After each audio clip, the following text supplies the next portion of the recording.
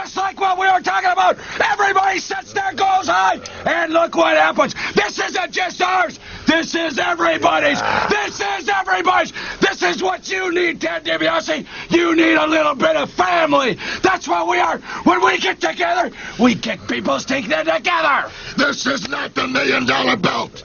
This is the Hulkamaniac belt. This is not purchased. These belts, this Hulkamaniac team can't be bought. You gotta fight, kick, and grind for it.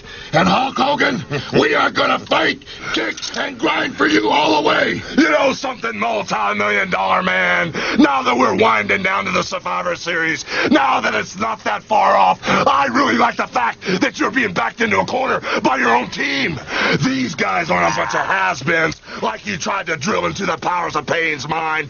These are the best in the world, brother. These are the best at what they do. These are the WWF Tag Team Champions #1. I'm glad you had to cut an extra check to the powers of Pain. And as far as Jake the Snake's DDT stretcher service, arenas all around the country, multi-million-dollar man, his opponents are getting that long, slow ride in that rolling coffin as the ambulance wheels out of the arenas, as the red lights come on. I can't help but think you're going to be the next victim of the DDT. Zeus, you're mine. Jake the Snake, how are you going to get him in the bottom DDT? line is this, my man. A man that's dying of thirst has to have water. A dog that's starving has to have food. A child that's crying has got to have some attention. I have got to have you, Ted DiBiase. You know, we all have our needs. We all have our wants. But one thing I know, multi-million-dollar man, winding down into this thing, you're going to be on the phone. You're going to try to get a hold of Jake the Snake. You're going to try to get a hold of Demolition. Nobody here sells out. We live by the commandments. We had, say what? A whole lot of superstars on this stage here tonight. But I want y'all to know one thing. This is my house. And when I say who's house, word attack skills and vocabulary too. Cover hits in the distant distance, it's all brand new. You're through. I'm interplanetary like Doctor Who. So who? Fuck your beef, no relief. I step on stage, girls scream like I'm Keith. All right, this is Ring Time Pro Wrestling. Keisha in the building. Keisha, say hi to the people.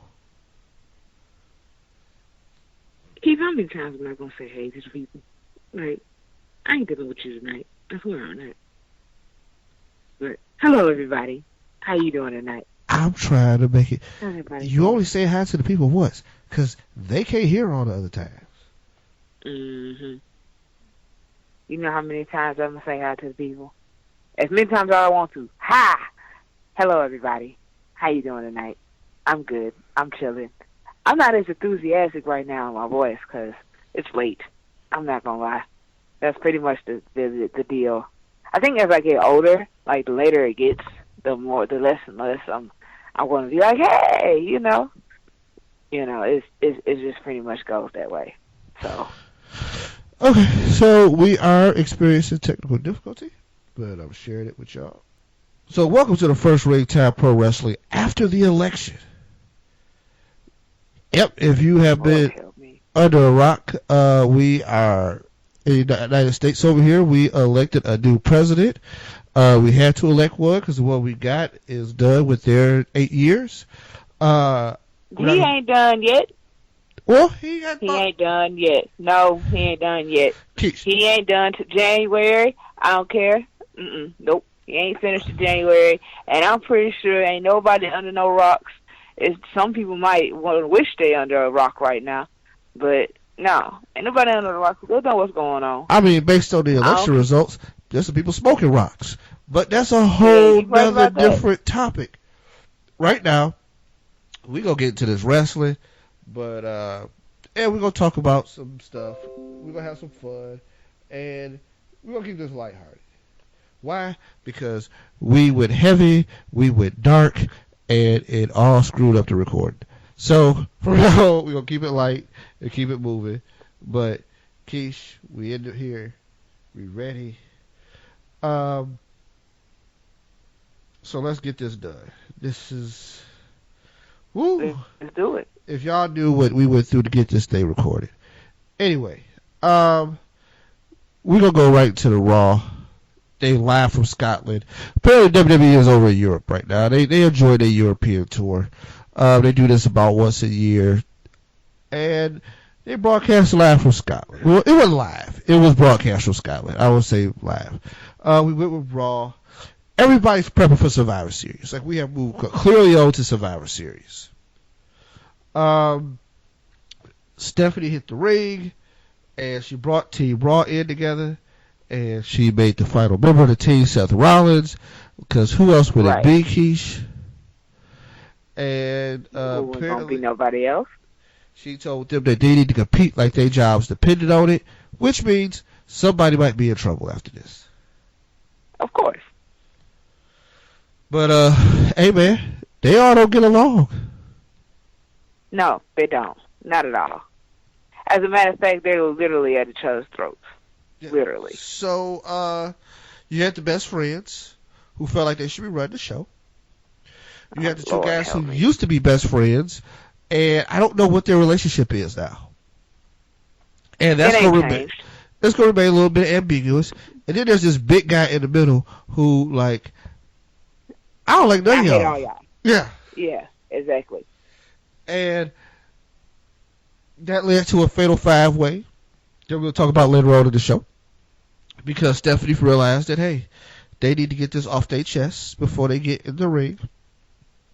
So the best way for that to happen was for them all to wrestle against each other in a match to kind of air it out, get some steam popping. I agreed with her. Throughout the night, you saw promos for the Goldberg Brock Lesnar match that's going to take place at Survivor Series, which that is what we're selling, right? Like, that's the vehicle for all of this. Because the rest of the matches, you're really not emotionally invested in yet, right? Like, I don't think we've built up the animosity between Raw and SmackDown enough yet for them to really be going at it like this. Mm-mm. Plus, we haven't. This whole thing is a one-off, right? Because Brock and Goldberg are only going to wrestle now, and you're probably going to see either one of them till WrestleMania after this, right? Fair enough. Right. Maybe one of them shows up at Royal Rumble, but pretty much that's about the best you're going to get. The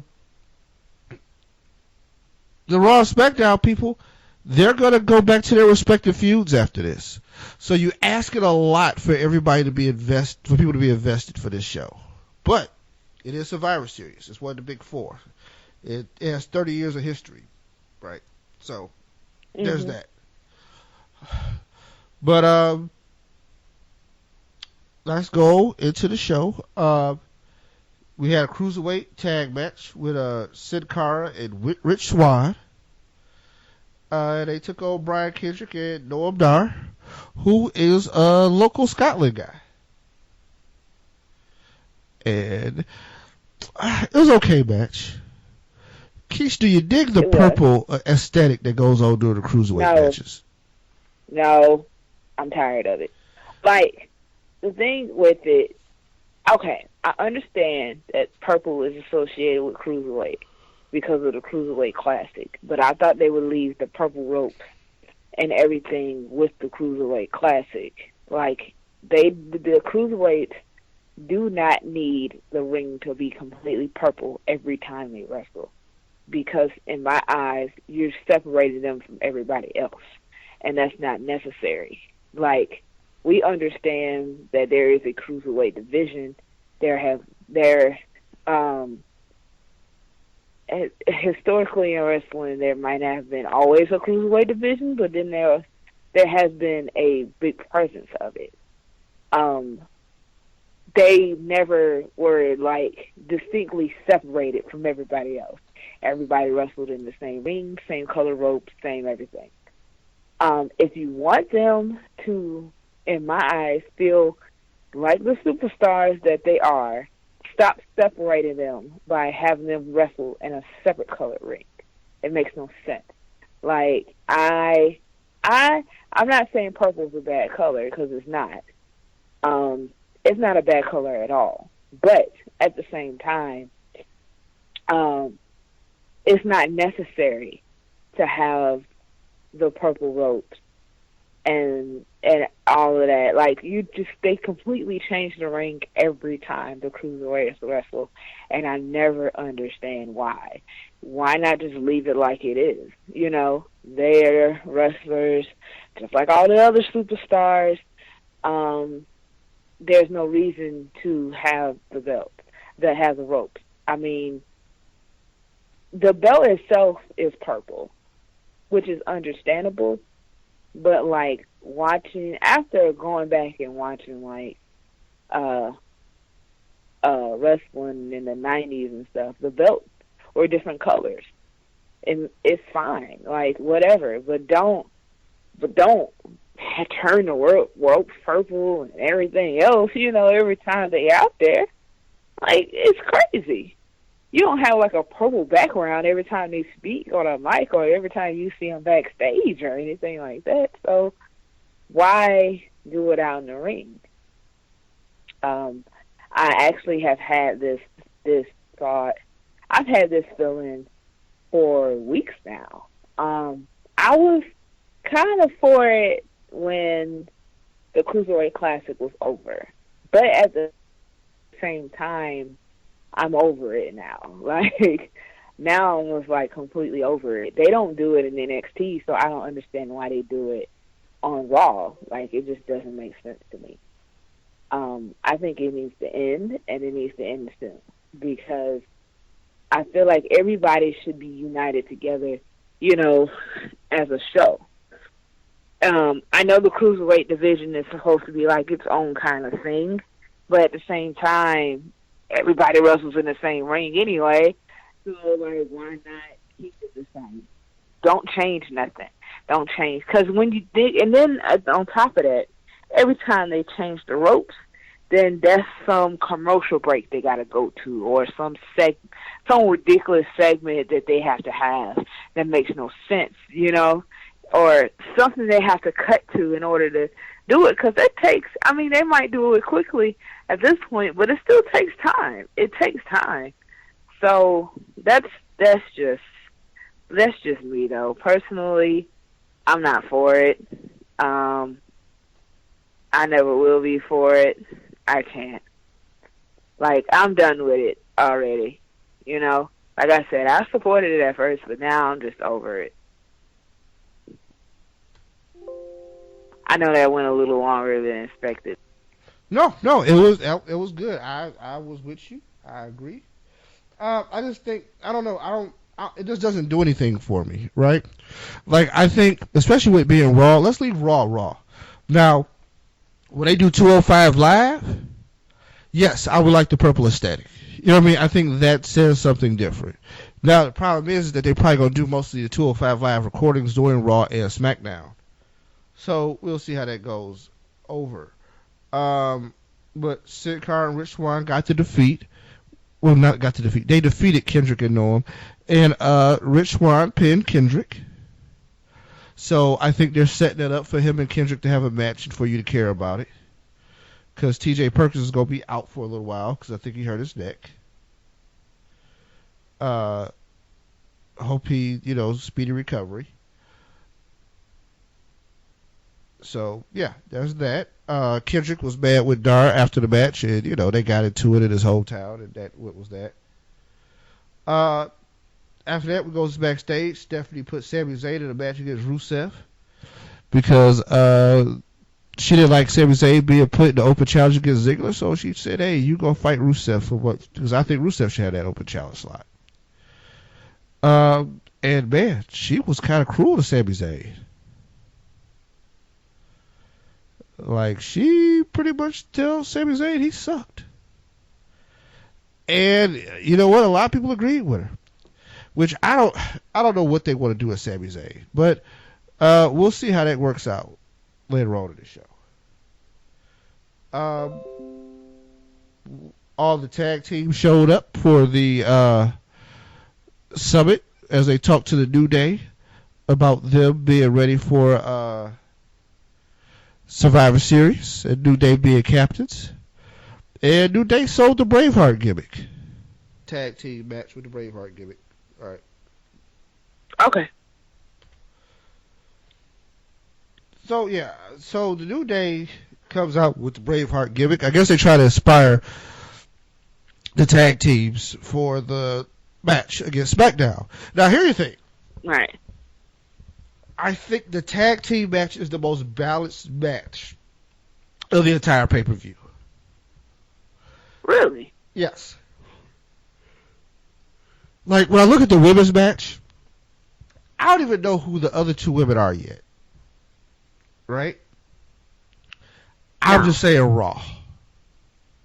Right. Right? Well, no, I think I do know Right. who the other two women are. I want to say a Sasha and Dana Brooke, right? It really doesn't matter. Look, you tell me Bayley, Charlotte, and Nia Jax. You go get me two chicks from the Lingerie Football League and we good to go. I don't think Becky Lynch, Nikki Bella, Carmella, and Alexa, you know what I mean? I don't think they got nothing for that. First of all, nobody has nothing for Nia Jax. No. There's no way that's gonna. Nia Jax is a female powerhouse, like, period, the end. Like, I don't see how you really combat that. You know what I'm saying? Like, to me, there is no girl on the SmackDown female. There's no woman on the SmackDown women's team that can combat that. They can try. They can try their hardest. But at the end of the day, it's not going to happen.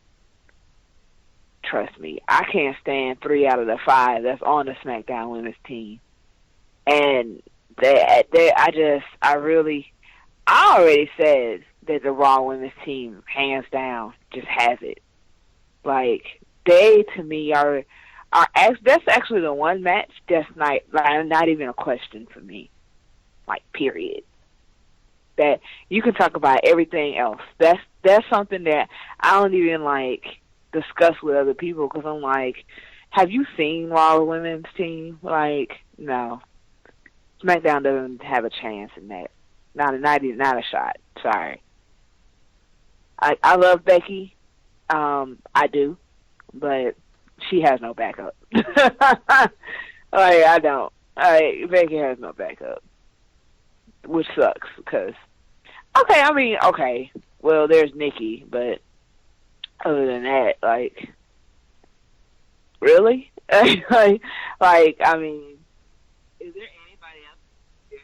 Like, yeah, I can actually agree with that. I don't know.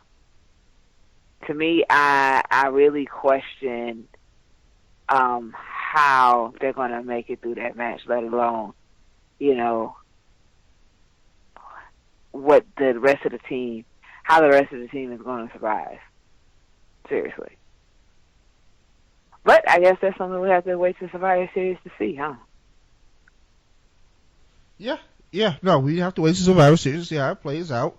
I mean, and they got to book it a certain way where people will care.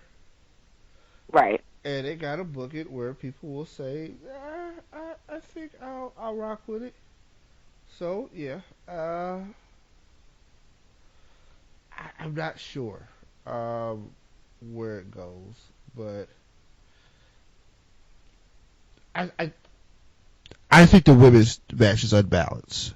The men's team, the 5-on-5, okay.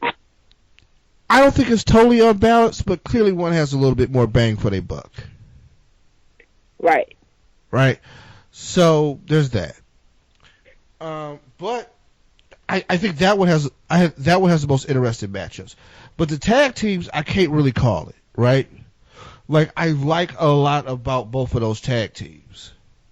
Now, what I'll say with the Raw tag team is that they got a little bit more size and power. Yes, this is true. Because if you go at Gallows and Anderson, Gallows is a big man, right? If you look at Cesaro and Sheamus, that's a pretty powerhouse. Izzo and Cass, big Cass out here, 7-footer. You know what I mean? Like, I think they're a little bit loaded on that end. Big E. You know what I mean? Like, the SmackDown team, they got, what, Mojo? If I'm really trying to find somebody that's like, you know, a powerhouse. Don't get me wrong, but they're incredibly skilled. I mean, the Usos are a great team. I like American Alpha. I mean, Rhino, I guess. You know what I mean? But, you know, you gotta do a lot to give me Rhino at this age. So, I mean, I'm not hating. I'm not a hater. But I'm just saying, I think the SmackDown team leaves a little bit to be desired with the tag team. I don't know. Well, I don't say a little bit of desired. I think their skill, like I said, I think it's interesting. I think they have an interesting contrast of styles. But we'll see. Like I said, we'll see how it turns out in Survivor Series. But that led to a tag match where Anderson and Gallows took on the New Day non-title, and the New Day lost. The New Day stay losing these non-title matches, which I don't feel like that builds up intrigue for their title matches because we know that they got to break that demolition record. Right. It just makes it look like they are not credible champions. Right. That's pretty much all that it does. It just takes away all kind of respect and credibility for them holding the titles. They have to win, man. They have to win. Like, y'all have to, at some point, non-title or title matches, it doesn't matter. They have to win. I don't y'all can't keep having them lose. Yeah, I don't like champions in non-title matches. No. You know, like, it's something about that. Right. I watch too much wrestling to not see the champions constantly defending the title. Like, this used to be a constant thing. They were constantly defending the titles. I mean, why have champions if you're not going to have them consistently defending the titles? There used to be champions that would defend the titles every week, if not every day, every other day, like at least 3 times a week. I mean, literally, like, always in a title match. Even if there was a disqualification, even if someone interfered, even if the match, like, literally just kind of stopped or it didn't happen, like, the title was always on the line. There was always a title on the line, even if it was the WWF title, WWE title itself. See, I'm saying F because I've been watching too much wrestling today. But even if it was the top titles, the second tiers, the tag, the women's, whatever, always a title on the line. That's how it always needs to be. And right now we see a lot of matches all the time where champions are fighting, but they're not putting their titles on the line. You know, it's a lot of non-title matches that happen. And it's like, why? You know, why? They have a belt, make them defend it. Like, it is what it is. Even if they win the match, even if they retain, even if there's a DQ somewhere, it doesn't matter. At least they are willing to put this title up for grabs. Like with Dolph Ziggler and his Intercontinental Open Challenge, which I'm pretty sure we're going to talk about. That's what I call defense. Like, I need defense all the time. Like, don't give me a champion that holds a belt and all he does is talk. Like, hell, have a match. A title match. Not just a match, a title match. Because we can see other wrestlers do matches. Like, that's nothing. You know, there's plenty of wrestlers that don't hold titles that can have matches against each other. But champions are champions for a reason. Yeah. So, and then if you have them going down in non-title matches all the time, then it's like, why do they have the belts? You know? That's the question that you lose. Well, why are they in the first place? No, I agree. And like I said, I hate those matches, man. Like, why? unless they're wrestling and like if you got a tag team where like a single, they do like a single where like Kofi would have took over Gallows. You know what I mean? Right. Okay, cool. But I'm not interested in the New Day wrestling the club unless they put the belts on the line. So Shining Stars defeated Gold Truth, and Shining Stars will take Gold Truth's spot in the Survivor Series match. Really? Yes. Our Truth sold their match for a timeshare. That didn't work out. And then Gold Dust had to create the match to try to get their spots back in Survivor Series, and they did not get it. So that happened. Alicia Fox, Bayley, and Sasha Banks defeated the team of Charlotte, Dana Brooke, and Nia Jax. And it ended with Bayley scoring a pin on Charlotte. Mm. Does Bayley get her title shot after all of this? I hope so. I hope she does. I mean, I love Sasha, but I hope Bayley does get her title shot after this. Who knows? Maybe it will happen, and I'm thoroughly excited to say that.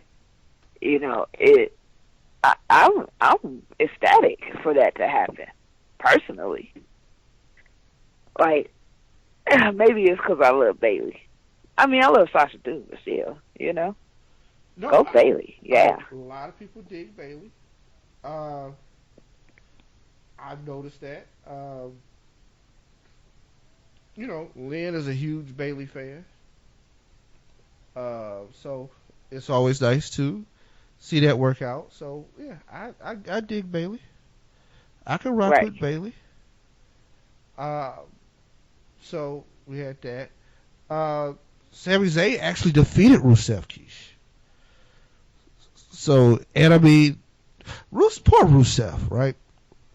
Right. Rusev, they build him up and then they tear him down so bad. So remember, after not even in like a gentle way, like he gets torn like completely down. It's awful, man. It's awful.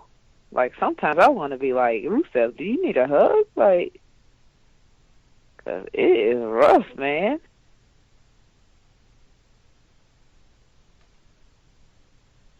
Yeah.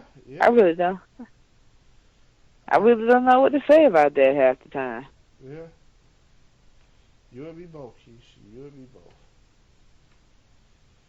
I just don't know. Okay, so like after he got the title, right? I thought he was on his way back. Because you know he had that long time where he'd be punished for the engagement and all that stuff. We were like, okay, so that's over. They got him the title just so they could build him up and then kind of feed him to Roman Reigns. Oh, wow.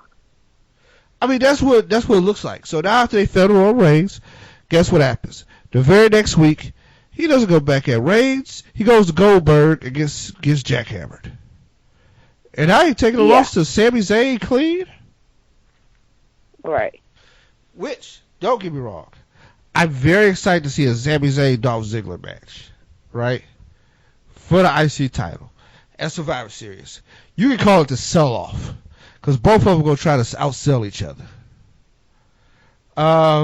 Somebody probably going to get hurt in this match and be out for about 3 months. But I'm still excited to see the match. Then Kevin Owens, Jericho, Seth Rollins, Roman Reigns, Braun Strowman, Fatal 5-Way, Keish. Right. I thought it was a hell of a vehicle for Braun Strowman. That's what I got out of the whole match. I saw Braun. Well, they show Seth and Roman can work together, but they still never became buddy-buddy, right? No. You get like a tease at what it would be like for them to work together again. But you don't get like full-fledged like, yeah, you know, 'cause Roman, that's my dude. Like, you don't get that. Like, you really just don't get that. So it is interesting to see how the relationship between them two plays out. But Braun was looking awesome. Now, that was impressive, I must say. For a man his size, I was excited. I was like, yes. So, I think to me that was like that was the greatest thing about that match in general. Yeah. Was Braun. I was like, yeah, go Braun. Yeah. Because I want to know how he would look with people that were credible, right? Right. But and it took all four of them to take him down. And he's going to have a great build-up. I just want to know what they do after that. Because here's the thing. You got to build him towards the world title. But then what do you do after that? Because is he going to win it? Is he not going to win it? And then he's going to have to take that first loss eventually. But then how do you work with... The WWE is very good with new toys, but they're not good with the aftermath of the new toy. Exactly.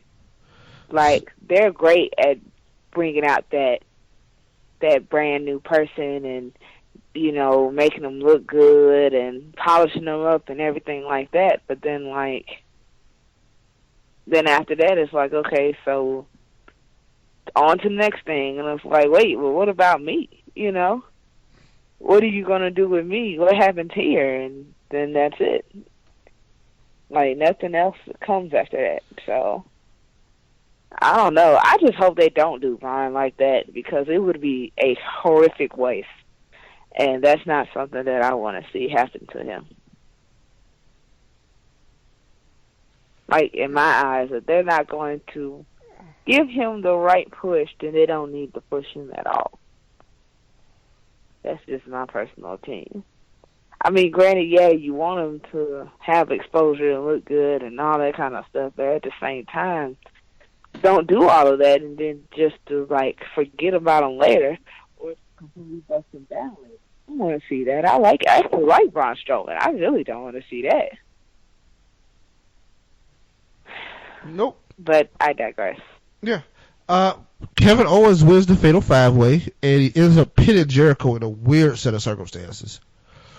Because Jericho gets knocked out, Owens gets knocked out, falls on top of Jericho, everybody falls outside the ring, and it gets the pin. I don't know how that changes dynamics. Because you got to wonder, at some point that friendship faces some kind of crack, right? Mm-hmm. So, it really does. Right. And it's been facing that.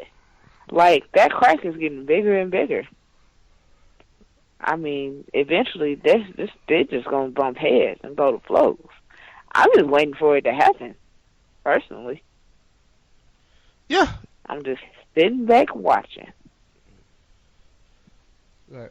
With that, everybody that is Raw, we'll come back on the back end. We're going to talk some birthdays. We'll get the news. We'll go to SmackDown. And with that, we're going to close out the show. Oh, we're going to do a little NXT recap, too, because we got to talk NXT, because next week, TakeOver. TakeOver. I'm excited about that more than Survivor Series, Keish. And we'll go into why. And who's going to do what at TakeOver. And we'll close it up. Because, to me, those storylines matter a lot more. But we're going to hit the break, and we're going to come back on the other end. We're going to do our birthdays and our news. And, hey, we back. Cool. Fifth and final member of Team Raw.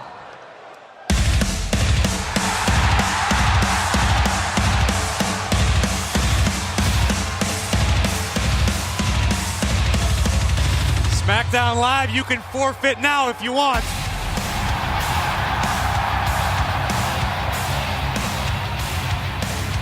You can't put him on our team. This can't be serious. Look, Kev, Steph knows that if she wants to guarantee a victory over SmackDown Live at Survivor Series, she needs the man on this team. Listen.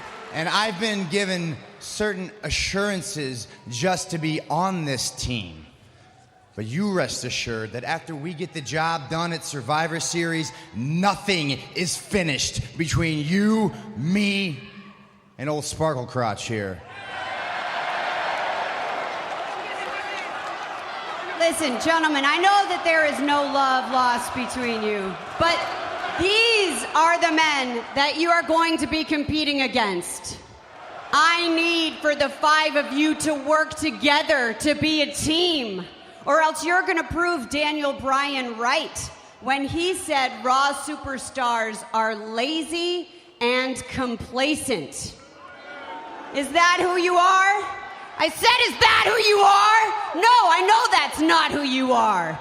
Mick Foley and I drafted you to Raw because we handpicked the best of the best. That's who you are, and that is what you're going to prove at Survivor Series. You are going to decimate and annihilate Team SmackDown Live. You're going to fight like your lives depend on it. As a matter of fact, you're going to fight like your jobs depend on it, because they do. So, yeah, Ringtime Pro Wrestling has not been back on Blog Talk Radio format for a long time. We are here.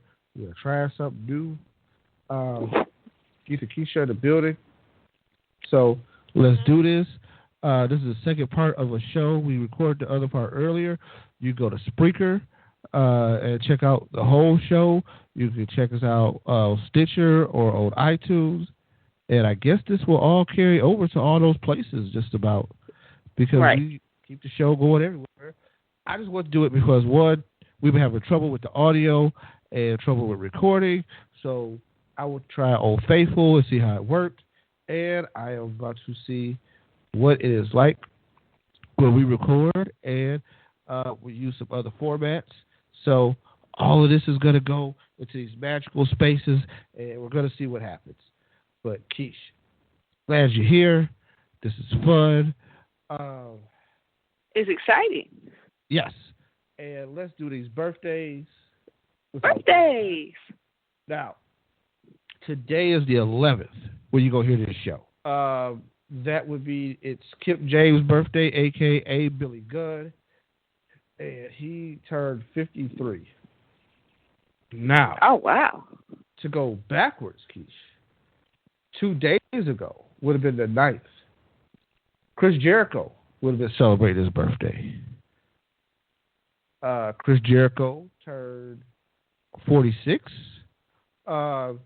Yesterday, the 10th, was a big day for birthdays. Hall of Famer, Cowboy Bob Orton, Randy Orton daddy, turned 66. Katie Lee Burchill turned 36. Ryback turned 34.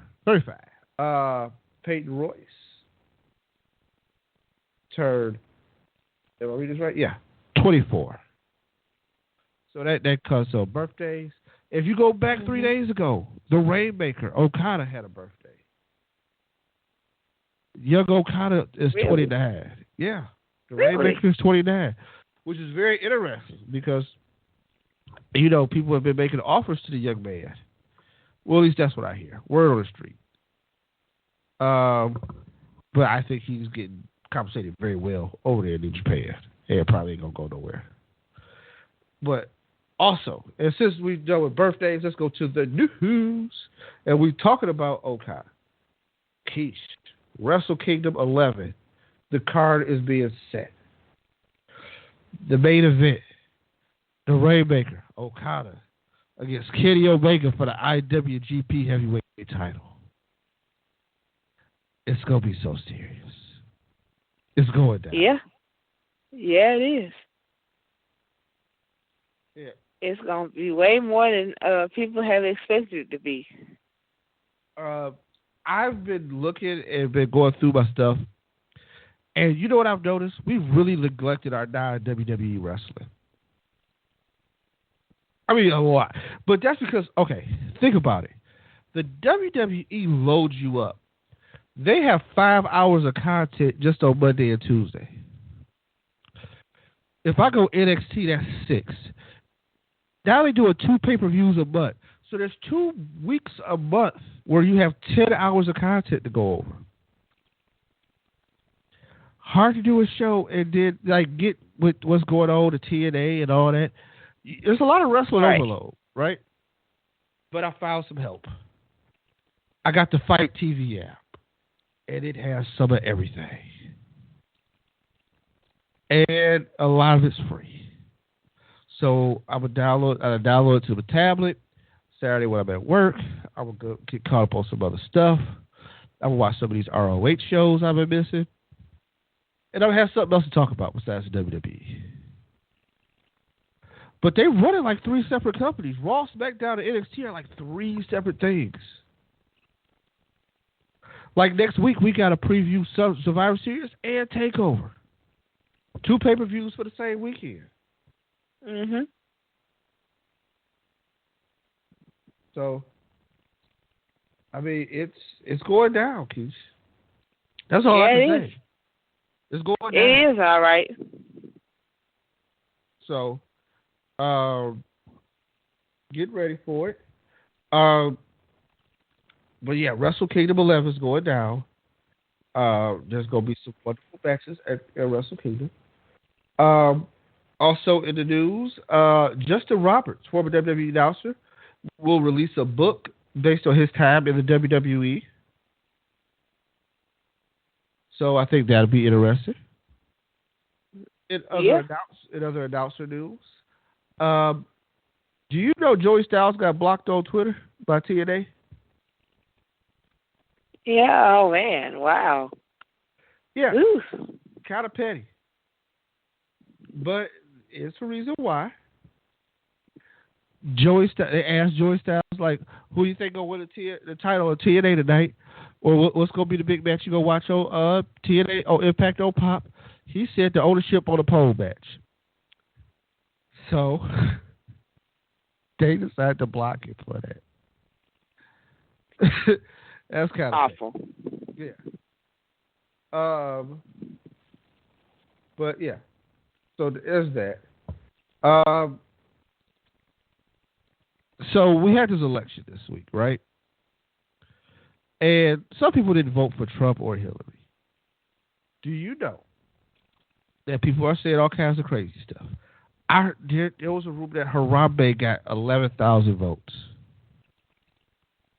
which is a hoax because you don't know how many votes people got because there's a lot of votes where the write-in candidate was written in. They don't really tabulate them for you have to register a write-in candidate, right? So that's kind of a hoax. But I know Ric Flair wrote himself in for president. That's what he voted for because he tweeted about it, which we know him and Waka Flocka are supposed to be on the ticket. Now, did he put Waka Flocka on that ticket? Or he just put himself on? He just put himself on.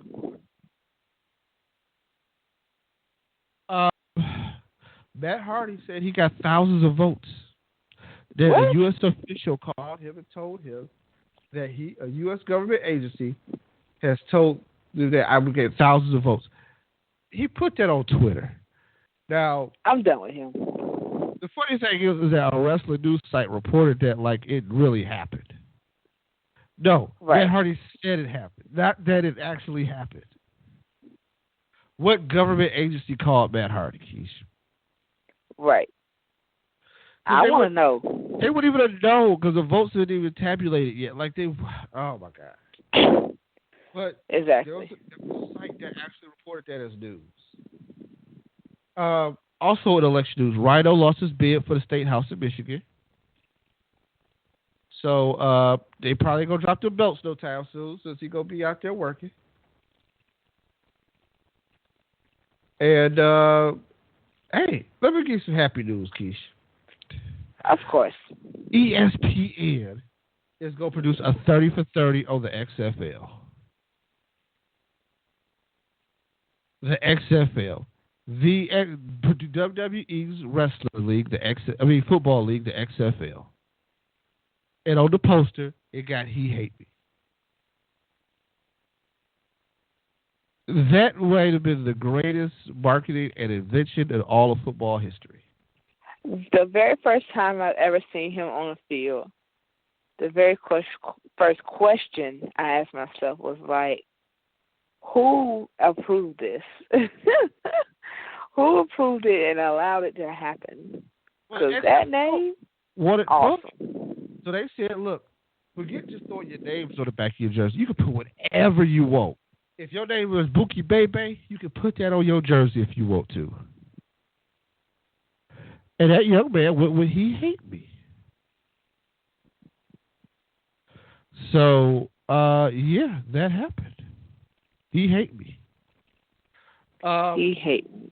I played a game one time, and there was two linebackers that said I hate him on the back of their jerseys, and the other one had I hate him too.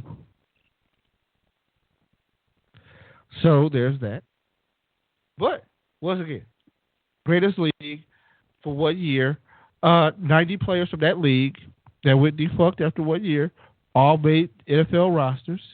One guy went on to be a starting quarterback and go to a Pro Bowl and be a comeback player of the year. His name is Tommy Maddox. So the XFL has some success. I am upset with ESPN because they did not call yours truly a bona fide XFL expert. Of course. Right. You know, that was they should have. I thought I might even had a shot at playing in the XFL. I was still chasing my football dreams then. Like, this is a real life thing. Like, yeah. I consider that league could have existed if Vince would have had more owners. Yeah. He tried to own the league. You know what I mean? Vince is so gangster. He didn't try to own a team. He tried to own the league. Right. If he would have brought in some more owners, some more billionaires, they could have held up the apparatus. Now, NBC played them too because NBC was trying to hold on to the NFL, and what they didn't want to do was upset the NFL. The NFL, like, you can't be having all the football on your channel. So they really didn't have nowhere to go because the ratings were bad, but they were bad in context of like sports rights fees, ratings kind of thing. But I think they could have turned that around. Also, I think they could have a lot of people didn't want to watch the XFL because they thought it was fake, because they thought, it was wrestling. Right. They thought it was just like wrestling, just in a football form. Jeez. Why did they just start booking the football games? I'm just saying. I think that would have been a great idea. I mean, hell, that's what they do with wrestling anyway, right? You did have nothing to lose. Everybody thought it was fake anyway. Could you imagine if somebody would have been running for like a touchdown and then somebody would come off the sideline and trip him or hit him with a chair and while the other person got distracted ref? That would have been awesome. I'm not going to lie. So hard.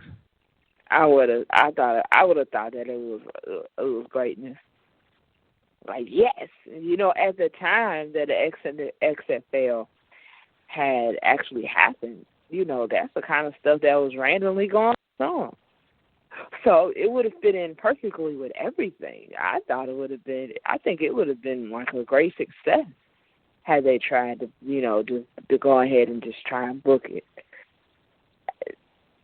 It would have been a great direction to go into to get people to watch it. Get the games, get them the games, get the butts in the seats. That's all I'm saying. Yeah, pretty much. Hey, didn't Atlanta have an XFL team? I think one of their teams was here. If I'm not mistaken, I'm going to look that up right now. I am not playing. They have a team in Birmingham. Oh, that's as close as they got. That's true. But yeah, I can go down. I can give you the teams now: the Orlando Rage, the Chicago Enforcers, the New Jersey Hitmen, the Birmingham Thunderbolts, the Los Angeles Extreme, the San Francisco Demons, the Memphis Maniacs, and the Las Vegas Outlaws. Yeah, that's true. I had thought they had a team here. That's me being crazy, though. Ha, the Birmingham Thunderbolts. So then, these the team names, though. Man. Okay, but seriously, like, this was, I thought it was an awesome idea, personally. But it is what it is, though. Yeah. But yeah, the league ended with the Los Angeles Extreme winning the title. Tommy Maddox was league MVP, and he racked up some numbers.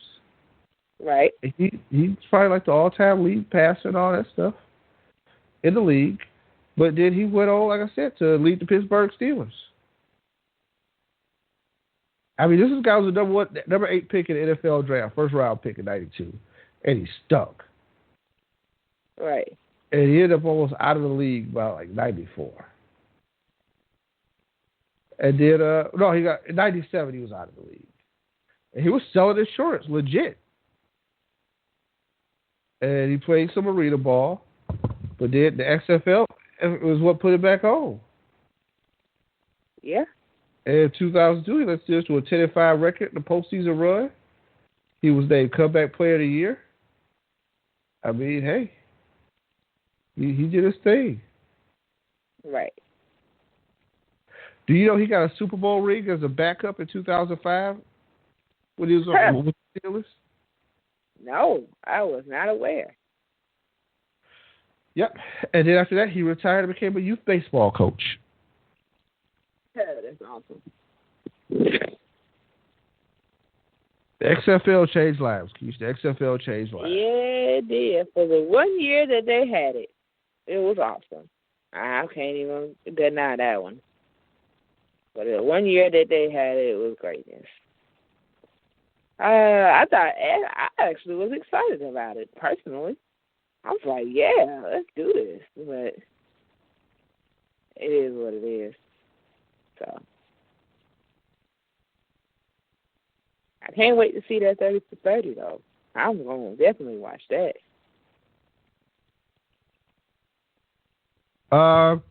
That being said, let's get into SmackDown, Keish. Please. Yeah, because we might have a short show this week.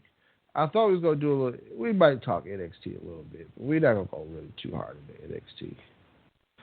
But that contract side was kind of crazy. Mm-hmm. But yeah, let's go to SmackDown. So, like Raw, SmackDown is getting their team ready for Survivor Series. Oh, and they are over in Scotland. They happen to be in Scotland also. So even though there's a brand extension, they both overseas at the same time, which I get because you got to have production costs. They got to use the same people to take them trucks around. Yada, yada, yada. Jimmy Ellsworth is James. His name James Ellsworth, but I like to call him Jimmy. Jimmy. He became named the mascot for the SmackDown Live Survivor Series team. Shout out to Jimmy.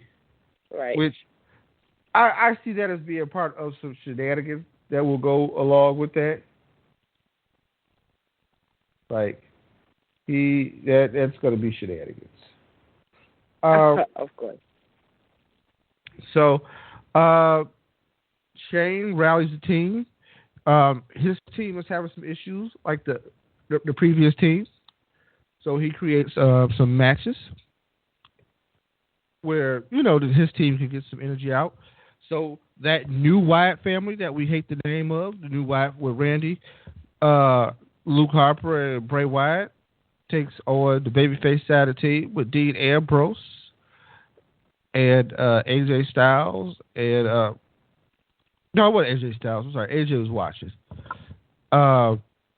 Jimmy Ellsworth was supposed to be Baron Corbin, but Baron didn't make it to the main event. We'll get to that later. Yeah. And Baron ain't a babyface side of the event, but he just, that's the best way I can feel it.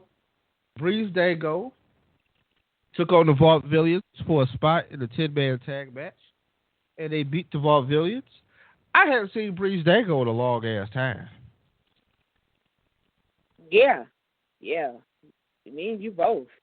I was actually like, oh man, they're still tag team? Like, I mean, of course I've seen them on like Instagram and stuff, but to actually see them on like live programming, yeah, that was a little shocking to me. I was like, oh. Yeah, I mean, that was one of those like, is he still in the league? Right. You know, it was like, really? This still exists? That's how I felt. I was like, oh, okay. You know, it is what it is. So I was personally I was like, oh man, this is for real, you know? Yeah. But I can't help but to really be like, I really just, I don't know. Like I was still in shock that they were still in the ring. I was like, oh man, it's still a team. Okay, all right. I mean, I was for it. Don't get me wrong. I just, yeah, it was awesome. Yeah.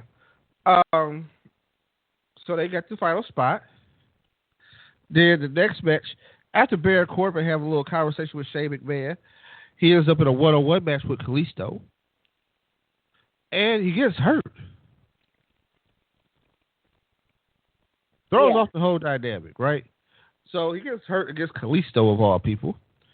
And Kalisto kind of go heel, because when Baron Corbin laying there hurt, he'd go back to the ring and dive off the top rope. Right. But that match is a no contest. And Baron Corbin is out for Survivor Series. Like, was he injured before that? Like, was he just coming back from injury? That's what I thought too.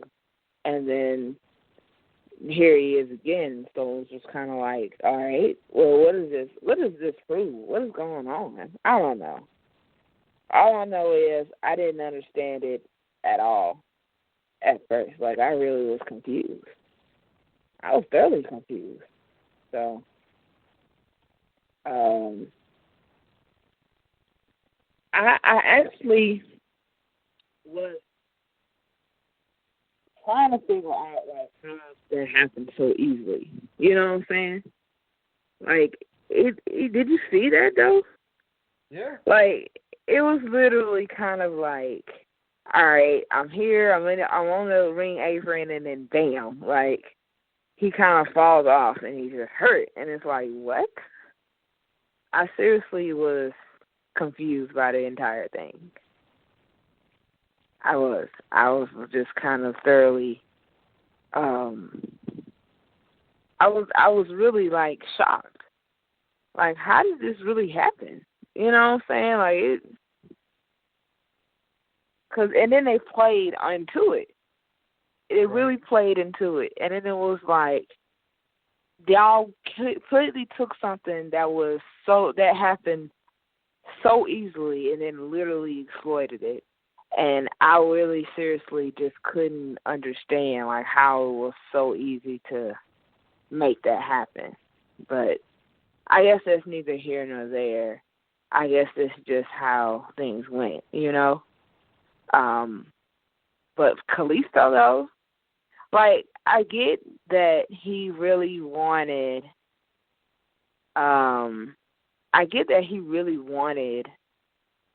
to get back there for the things he had done to him. I understand that. But it was really weird for me. Like, I don't know if anybody else, I don't know if you felt that way, Keith, but it was just really weird for me. Yeah. No, I thought it was a little awkward. Yeah. So, with that, next match, the women's world title. The highly anticipated match was Becky Lynch versus Alexis Bliss. This is supposed to happen at the last pay-per-view, but Becky was out injured with a non-wrestling injury. And so we get to the match, and it's pretty good. They're going back and forth. Alexa isn't going full pay-per-view. Like, she doesn't have the full Harley Quinn vibe going. She didn't rock her Freddy Krueger glove this week, but she was ready. But I think Becky was just ready a little more. Right. But it turned out to be a good match. Becky wins with the disarmor. No major complaints over here. Cruiserweight Championship match. High stakes. Because what they've done, very high. They've added the Cruiserweight title to Survivor Series, and the winner of the Brian Kendrick Kalisto match will take the Cruiserweight division over to their brand. So Raw could lose the Cruiserweight division to SmackDown. Man. Do you know what kind of stipulation? Yeah. Do you think they put that stipulation in so that they could do that? Yeah. So they can change it. Yes. Yes, I do. I do. Especially with the different changes that they're already going to make. Yeah. I think they did that on purpose. So I think this is a setup. I really do think this is a setup, and I'm actually all for it. I'm excited though. But we got to see what happens, man. Yeah, no, we got to see how it plays out. But I do think that that's going to be interesting. Kurt Hawkins defeated Apollo Crews, Keith. Why? Yeah, I really was not for that. Personally, I wasn't for that. I hate the way they do Apollo Crews. It's just sad and sickening. Yeah, and I mean, they don't have any real future plans of what to do with him, so it's kind of like, ugh. Right. You can tell they don't. Like, they just have no clue. No, not at all. I hate it so bad. And I'm like, y'all really have to figure out what you're going to do with him. Or, like, just move him to Raw or something. Just give him a future, man. Please.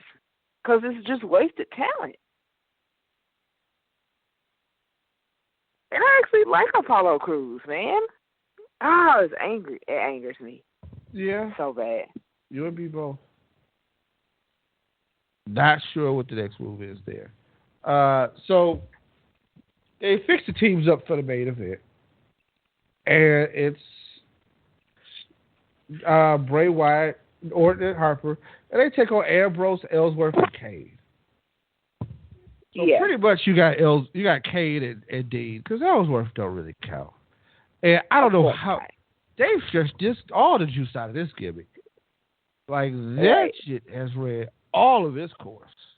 Like, I'm still trying to figure out, like, when it's going to be over. Yeah. I really am. I really am trying to figure out, like, when is it all going to be over with him? I really want to know. Because I'm like, okay, it was funny at first, but now it's just really starting to get ridiculous. Y'all are doing the most. When he had a recorded win over the champion, that's when it got just worse. That's when it got 10 times worse. It was just kind of like, really? No. Like, that just doesn't need to happen. So, when it got too ridiculous for me to even comprehend.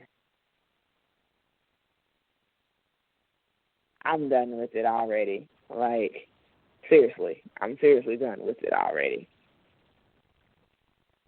Right. I don't know when they're going to give James Ellsworth the boot, but it needs to be something.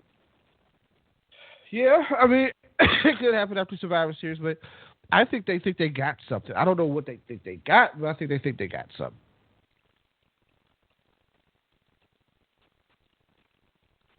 Yeah, but I'm not sure what it is, though. No, me either. Like I said, I think they feel like they got something. With that being said, like that new Wyatt family won. I hate calling them that, but I don't know how this is going to work out, Keith. I still don't got my finger on the pulse of how that works out. Right. I mean, or betray him at some point. It just I don't know. I think the Bray Wyatt character has been the most mismanaged, and because he's so great, he's able to survive through it. But it just hasn't been like the best utilized character. No, it hasn't. It hasn't. But I don't know what else they're gonna do with it, but it just. I'm thoroughly confused by SmackDown and their decisions these days. I am. But I agree with you. Like, I'm so tired of the new Wyatt family name. Like, why call him that? And is Randy Orton a member of the Wyatt family, or is he not? Like, please, somebody tell me. Yeah. No. It's kind of, you know what I mean? Because 1 minute it's like the Wyatt family and Randy Orton, and then it's like the new Wyatt family. Okay, so which one is it? That's what I'm trying to figure out. Like, is he or is he ain't? I don't know. Is he ain't? That's funny. Yeah, I just want to know. Like,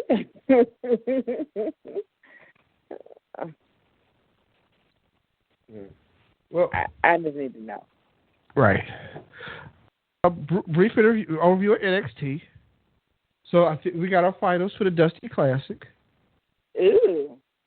The Authors of Pain, who defeated DIY, will take on TM61, who defeated Sanity, to get to the finals. Yeah.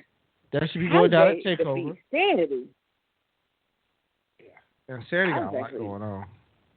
I was actually rooting for Sanity, man. You haven't seen the last of EY. I think he got his click. They ready. Yeah, they're gonna take over that locker room. Of course. So.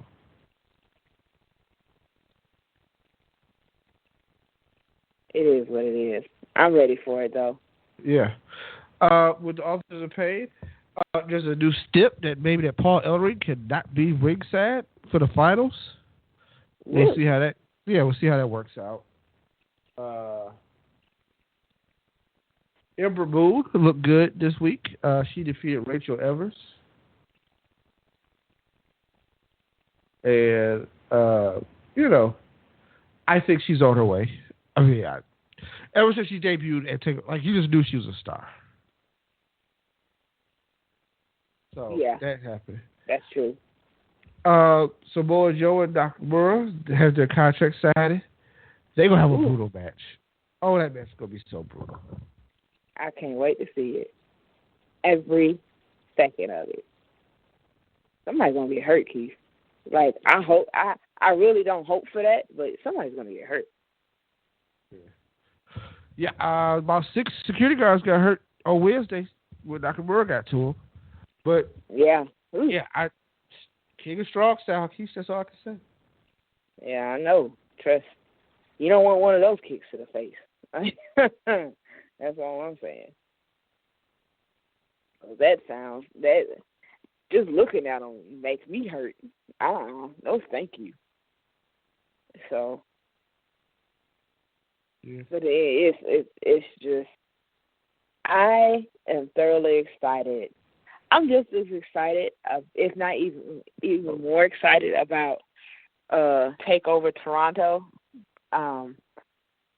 It's like I said, it's not just as much, a little bit more than Survivor Series. But that's going to be one weekend where I'm watching Total Wrestling and nothing else. Like, I'm sorry. Like, all the plans are canceled. That's all I'm doing. Like, leave me alone. I'm just saying. And it's funny because I have been advertising Survivor Series for like a good week now. I have been talking to people. I have been sitting here like, hey, Survivor Series, dude. Survivor Series. Like, I have been writing on my Facebook statuses. People trying to talk to me about this election.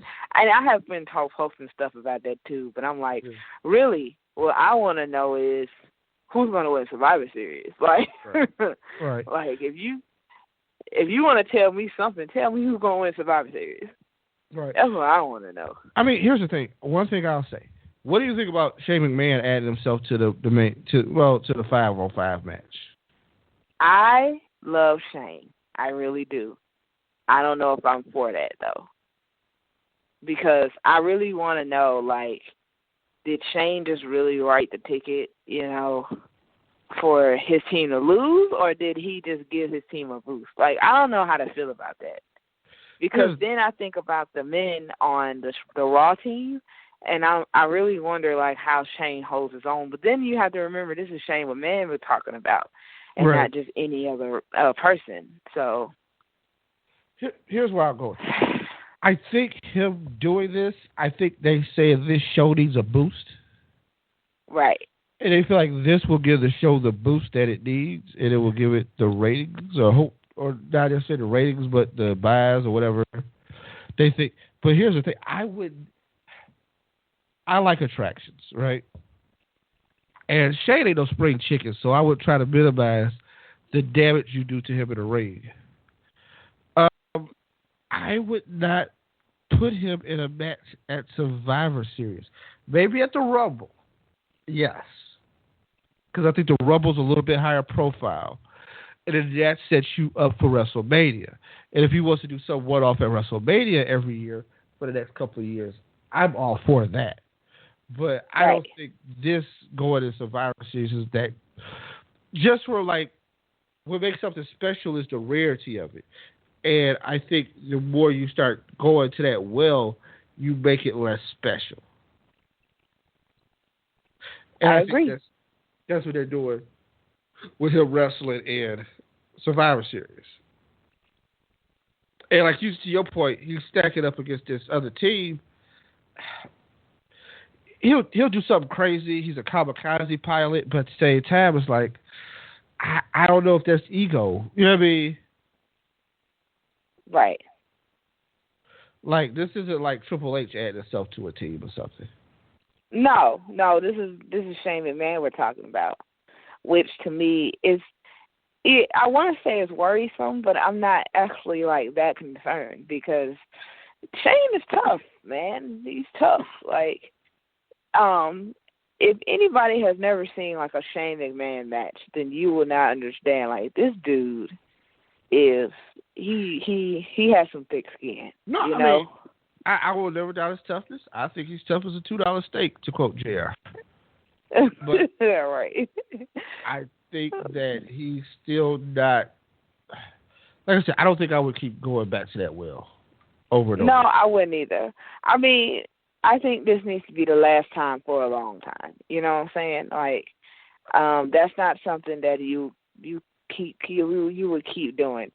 Keep interjecting him into these matches and keep interjecting him into this place, like, where he's no, I don't. Because even when he started to wrestle, he didn't do these things. You know what I'm saying? So I wouldn't just keep harping on that, and I wouldn't keep making that a thing. Because, you know, that's how we ended up with the Hell in a Cell and TLC pay-per-views and, you know, and Elimination Chamber and Extreme Rules. And, you know, that's how we ended up with those kind of pay-per-views. In the same exact way, the same exact process. I don't need that happening. That just doesn't need to happen with a person. Shane doesn't need to put himself through that. He doesn't need to subject himself to that. He has no need. I can understand the show needs, SmackDown needs a small boost, but trust, SmackDown's going to get that small boost when they have their 900th episode on Tuesday. So that's going to be exciting in itself. Then you add on himself being a part of the Survivor Series team, and that's just another added bonus, personally. So we'll see how this goes. We definitely will see how this goes.